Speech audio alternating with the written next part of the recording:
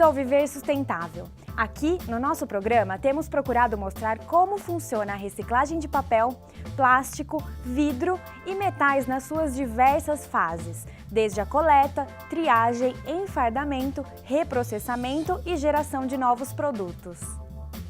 Mas você já pensou como se dá a reciclagem de um automóvel inteiro?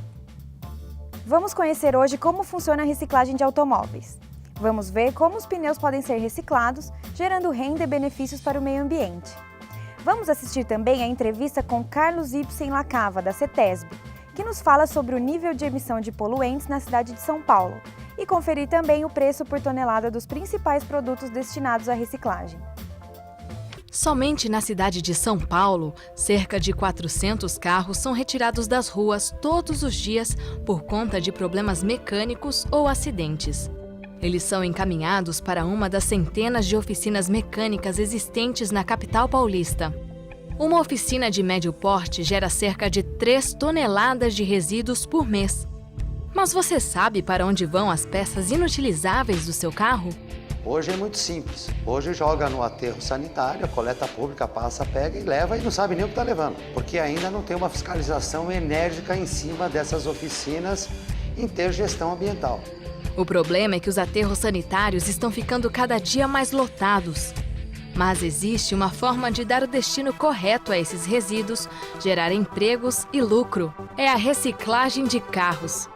Uma das precursoras desse trabalho é a Ecopalace, localizada em São Paulo. A Ecopalace, ela surgiu porque eu, como tenho uma oficina reparadora, eu tive muita dificuldade em destinar os resíduos. E aí foi onde saiu a Ecopalace. Foi um projeto que nós fizemos em 2007 e agora nós colocamos em prática. Vamos ver como funciona a destinação correta dos resíduos e a reciclagem de carros.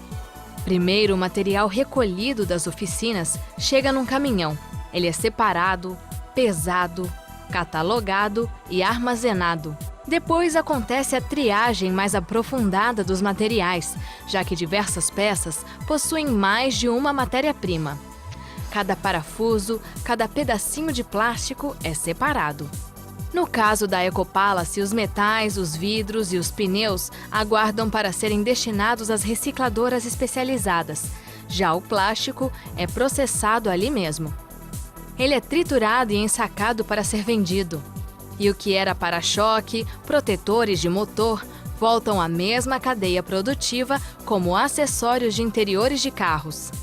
Quase 100% da matéria-prima utilizada para se produzir um carro pode ser reciclada. A Ecopalace tem 3 meses de vida e já comemora a destinação correta de aproximadamente 200 mil quilos. Se levarmos em conta que um veículo popular pesa cerca de 1 tonelada, nesses 3 meses já foram reciclados cerca de 200 carros desmontados. Hoje estamos em torno de 140 oficinas aproximadamente, no qual o objetivo é chegar a umas 200, 250, São Paulo capital. Mas, infelizmente, ainda são poucas as empresas que trabalham na reciclagem de resíduos automotivos.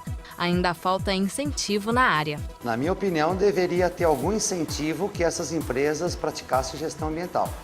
Como tem vários incentivos em redução de IPTU, eu acho que seria um caso para se pensar e dar, porque dando que se recebe. Se não der nada, não vai ter conscientização. A conscientização, a partir do momento que o governo vê essa dificuldade que nós estamos tendo, eu acho que deveria dar algum benefício para que todos fizessem adesão a esse projeto de gestão ambiental.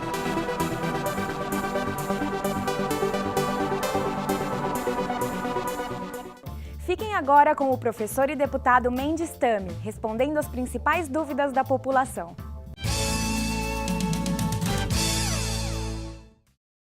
Meu nome é Vanderlei Violim, sou consultor. Por que não se adota para veículos o selo de eficiência energética? O selo de eficiência energética é apenas um elemento dentro de um contexto maior para substituir grande parte da frota que polui por uma frota menos poluente. Como que conseguimos isso? Com uma atuação nas 3 vertentes. Primeiro, legislação. Limites máximos de poluição para os novos veículos. Segundo, investimentos em pesquisa para que nós possamos ter realmente condições tecnológicas de ter veículos que são veículos verdes. E, em terceiro lugar, o consumidor, a conscientização. Aquele que vai comprar o veículo realmente escolha um veículo menos poluente. E aí é que entra o selo. Se ele não tem a informação, é muito difícil optar. Ele vai optar pela beleza do carro, pelo design, por outros motivos. Mas se o selo estiver à disposição, mostrando qual aquele carro que polui menos, é um elemento de decisão, na tomada de decisão do consumidor. Isso já existe, as fábricas estão se adaptando e dentro de um certo período, todos os veículos deverão sair de fábrica já com as indicações e as especificações técnicas quanto à sua contribuição para piorar ou para melhorar o meio ambiente. No próximo bloco, vamos conferir como é dada a reciclagem de pneus. Não saia daí, voltamos já. O Viver Sustentável pergunta: quanto pesa, em média, um carro popular? Letra A, 1 tonelada. B, 2 toneladas. C, 3 toneladas. Ou letra D, 4 toneladas. A resposta correta você confere no próximo bloco.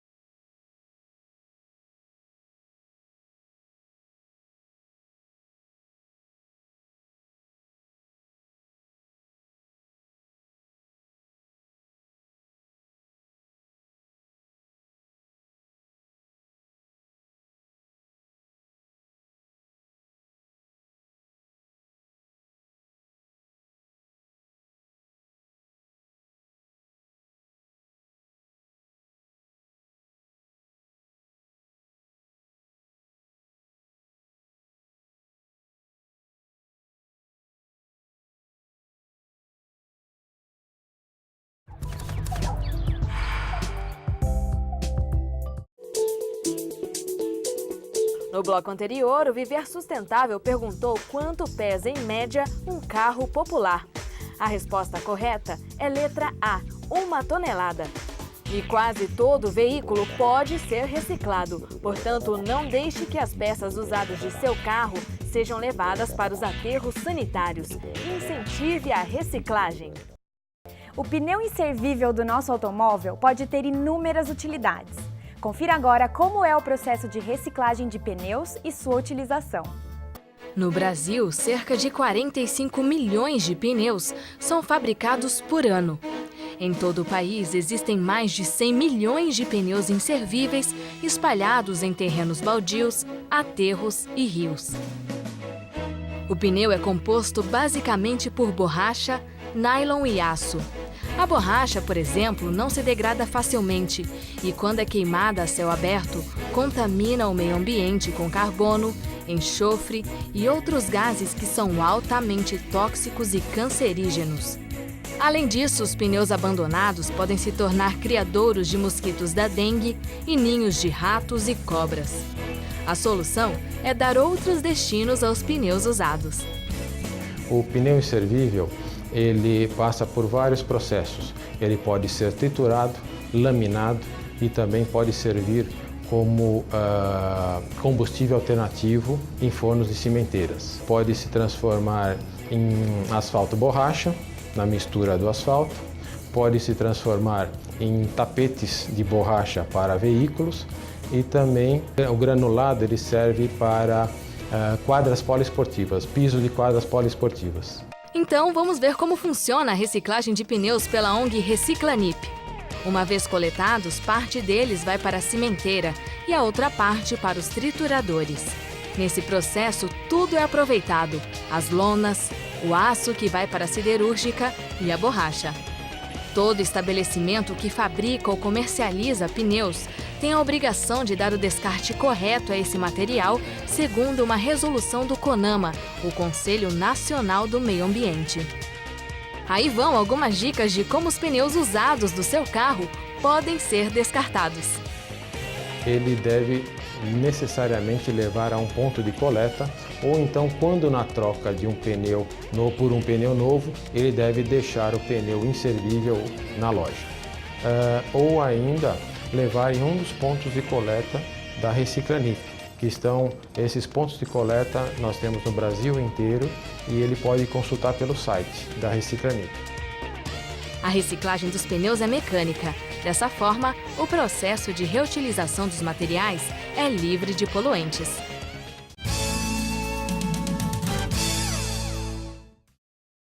Virgílio, engenheiro. Deputado, como podemos falar em eficiência dos biocombustíveis se para produzi-los usa-se veículos a diesel? Sua pergunta procede, afinal, seja no plantio, em suma, em toda a produção agrícola, seja no transporte dos biocombustíveis, há necessidade de utilização de diesel, de gasolina ou de outro combustível fóssil.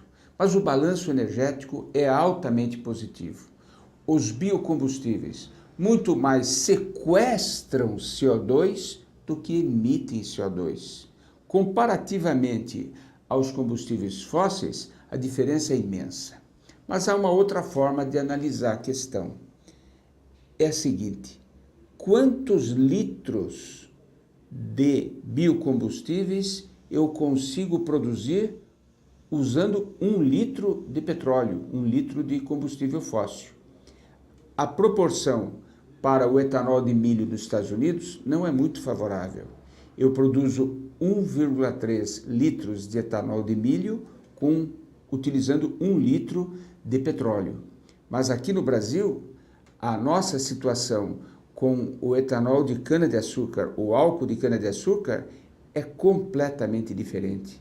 Eu produzo 9 litros de álcool utilizando 1 litro de petróleo, ou fazendo análise ao contrário, para produzir 9 litros de etanol de cana-de-açúcar, eu só preciso de 1 litro de gasolina ou de petróleo. Ou seja, eu tenho o melhor balanço do ponto de vista energético dentre todos os biocombustíveis no mundo. Meu nome é Alex, estudante de Economia. Deputado, qual a importância dos biocombustíveis para a saúde pública? Podemos analisar esta questão de duas formas. A primeira é aquilo que já foi feito de bom, de contribuição dos biocombustíveis para a saúde pública. E a segunda, aquilo que ainda pode ser feito. Foram os biocombustíveis, no caso o etanol brasileiro, o álcool brasileiro, que permitiu a substituição completa do chumbo tetraetila, por muitos considerado como cancerígeno, e do MTBE, aditivos misturados ao combustível para aumentar o poder de explosão, a octanagem da gasolina. Aqui no Brasil, nós o substituímos completamente por álcool na proporção de 20% a 25%, sem nenhuma contraindicação. E o futuro? O futuro é que ainda temos que substituir, notadamente os ônibus e outros veículos movidos a diesel, por veículos movidos a álcool. O professor Paulo Saldiva mostra que naqueles corredores de ônibus a poluição é muito maior e causa grandes malefícios à saúde pública. No próximo bloco, vamos assistir a entrevista com Carlos Ibsen Lacava, da CETESB, que nos fala sobre a poluição dos automóveis na cidade de São Paulo. Olho vivo, consumidor!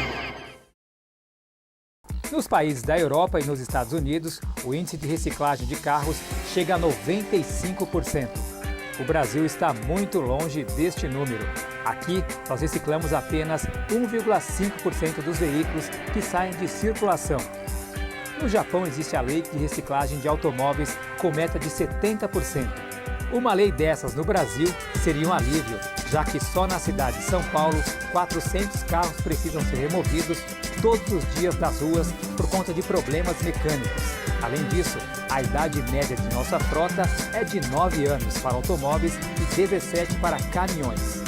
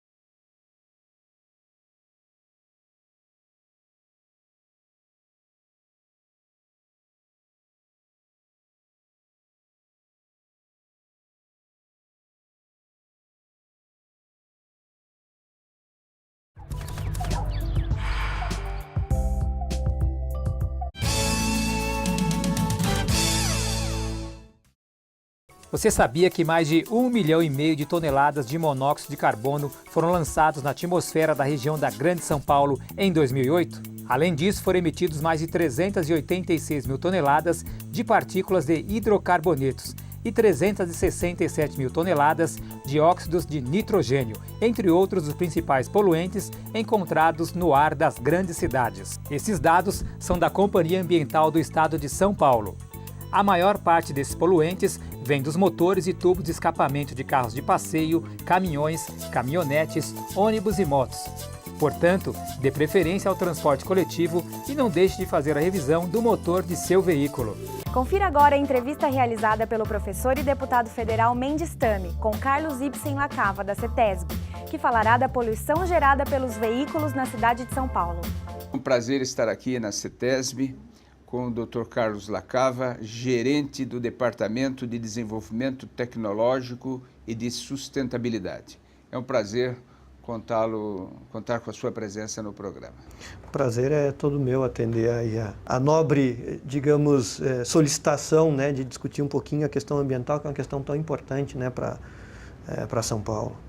Lacava, São Paulo é um dos maiores conglomerados do mundo. Só Hong Kong tem uma densidade demográfica maior do que São Paulo. Por isso, os problemas são todos grandes, imensos. E quanto à questão da poluição atmosférica em São Paulo, a informação que se tem é que o maior poluidor, o maior responsável por esta poluição são os automóveis. Confirma isso? É verdade.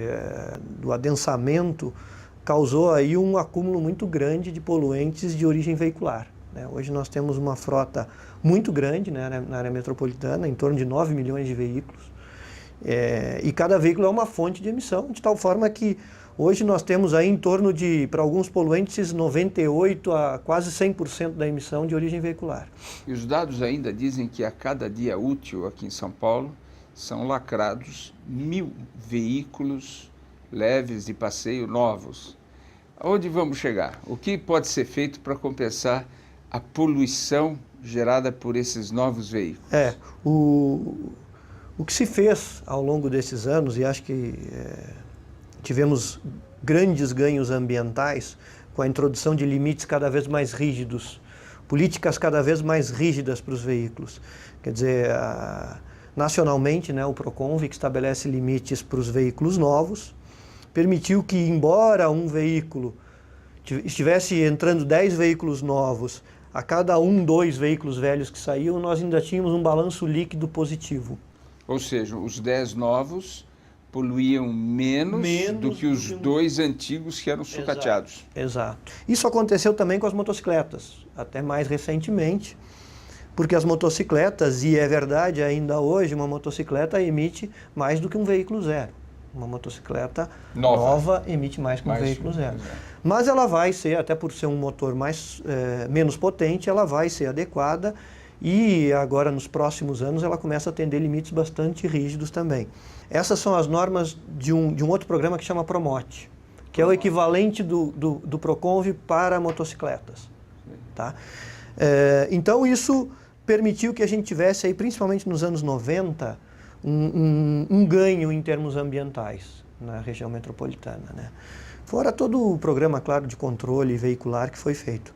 Agora, qual que é o problema de você trabalhar com um aumento de frota? É que a poluição ela não se dá só, digamos assim, em função do veículo em si, mas da condição de uso do veículo. Então, se eu tenho um veículo que está trafegando numa velocidade média, por exemplo, muito baixa, ele emite mais poluentes, porque ele está trabalhando com o motor sempre numa condição ruim, num ciclo urbano muito lento. Então, ele demora muito tempo, demora 2 horas, 3 horas para chegar ao seu destino, trabalhando em primeira e segunda marcha, ou seja, a emissão fica muito alta. Então, quer dizer, enquanto a cidade não conseguir criar formas dos veículos se movimentarem mais rapidamente, ou mesmo de retirada desses veículos em circulação, a gente vai ter dificuldade, né, de reduzir drasticamente esses níveis. Ou seja, é preciso haver uma política que no seu conjunto, na sua totalidade, signifique um vigoroso desestímulo ao uso do automóvel individual. Claro. Mas na prática, isso é muito difícil, né? Porque o sonho de todo jovem é ter seu próprio carro. O sonho, independente da idade, a pessoa quer ter seu próprio veículo. Ficou muito na cultura, na nossa cultura, ter seu próprio veículo. Então, agora, veja bem, muitos países desenvolvidos estão encarando de frente essa questão, em parte, restringindo o uso do automóvel mesmo, quer dizer, criando restrição ou restrições econômicas ou simplesmente restrição de uso, né? Quer dizer, áreas livres de automóvel, ao mesmo tempo investindo mais em transporte coletivo, de qualidade, mesmo de boa bicicleta, qualidade, ou integração muitas vezes, porque a bicicleta, que num primeiro momento todo mundo diz assim, olha, a bicicleta é inviável numa cidade como São Paulo, porque a cidade é muito grande, a bicicleta... Mas permite você integrar a bicicleta com outros modais, né? Integrar a bicicleta com ônibus, metrô, com um corredor de ônibus, com um metrô, com um trem de superfície. Ou seja, criar um mecanismo, porque o trem não consegue passar na casa das pessoas. Mas se eu tiver aonde deixar a bicicleta numa estação de metrô, eu posso pegar uma bicicleta, andar 10 minutinhos até a estação do metrô. Isso evita que o cidadão saia de carro, porque ele não vai sair de carro para deixar na estação do metrô. Ele sai de carro e vai até o destino final com o carro. É isso que acaba acontecendo. Então, quer dizer, esse é um desafio para sairmos digamos, dessa armadilha que nós estamos, que é aumentar o número de veículos. Isso cria mais congestionamento. Criando mais congestionamento, nós temos que criar mais vias para os veículos, e mais vias para os veículos significam mais veículos na rua e mais congestionamento, né? E aí a gente acaba tendo todos os malefícios dessa política, e um deles, certamente um dos mais importantes, é a questão da qualidade ambiental, né? Quer dizer, nós temos um comprometimento, inclusive, de saúde, né, por conta dessa emissão veicular. Citou, Lacava, como exemplo de carro limpo, de tecnologia limpa, o carro a hidrogênio e o elétrico. E não falou nada sobre o carro a álcool. O professor Paulo Saldiva, professor da USP, tem um estudo que me deixou muito impressionado. Diz que, graças à substituição do chumbo tetraetila pelo álcool, e também pelo uso do álcool hidratado, quer dizer, o carro que só é movido a álcool, nada, zero de gasolina, isso evitou muitas mortes no Brasil por poluição atmosférica. E dá dados estarrecedores sobre o número de pessoas que ainda morrem por ano em função de problemas respiratórios decorrentes da poluição. Como que vê essa questão do etanol brasileiro? A introdução do etanol como combustível diretamente ou nisso que a gente chama de gasolina C, né, que é a gasolina que a gente hoje tem disponível no mercado, que é uma gasolina 75% de gasolina e 25% de etanol, ela traz também uma redução de alguns compostos, né, que são típicos dos combustíveis de origem fóssil e que são combustíveis compostos que trazem de fato grandes malefícios, inclusive carcinogênicos, são compostos bastante agressivos, principalmente para os sistemas respiratórios e cardiovasculares. Por último, Lacava, São Paulo foi o estado que aprovou uma lei de política de mudanças climáticas, obrigando-se a reduzir as suas emissões até 2020 em 20% em relação a 2005. Para conseguir esse resultado, vai precisar também da contribuição da inspeção veicular, ou seja, vai precisar diminuir as suas emissões dos veículos ou não precisa contar com isso? A redução dos outros setores já vai ser suficiente? Olha, eu estou certo de que o setor de transporte é dos setores que tem a maior emissão de gases de efeito estufa no estado de São Paulo. Porque o estado de São Paulo praticamente não tem desmatamento. Isso significa que nós vamos ter que trabalhar de forma um pouco mais eficiente. Tentar transformar o nosso transporte cada vez menos dependente ou mais livre de carbono. Esse é um desafio. Ainda que nós trabalhemos, e isso precisa ficar claro, nós trabalhamos em grande parte com o combustível renovável, né, que é o etanol, que em termos líquidos compromete muito menos do ponto de vista de aquecimento global, né? Mas ainda assim, nós temos uma frota diesel grande, nós temos ainda diversos setores industriais queimando óleo, queimando gás, quer dizer, com disponibilidade inclusive futura ainda de distribuição de mais gás, de mais petróleo. Então, é um desafio grande. Até 2020 nós vamos ter que encarar isso de frente. E para conseguir essa indução ao uso dos veículos que poluem menos, eu preciso ter uma política fiscal diferenciada, uma política tributária diferenciada, alíquotas de impostos diferentes, para que um veículo que polua menos, que seja mais econômico, pague menos impostos e tenha o seu uso estimulado. Agradecemos imensamente a sua participação e nós aqui contamos, ou temos a convicção e a certeza, de que a instituição de que faz parte como gerente, a CETESB, continuará prestando bons serviços ao Estado de São Paulo, ao povo paulista. Fique agora com os preços por tonelada dos principais materiais destinados à reciclagem.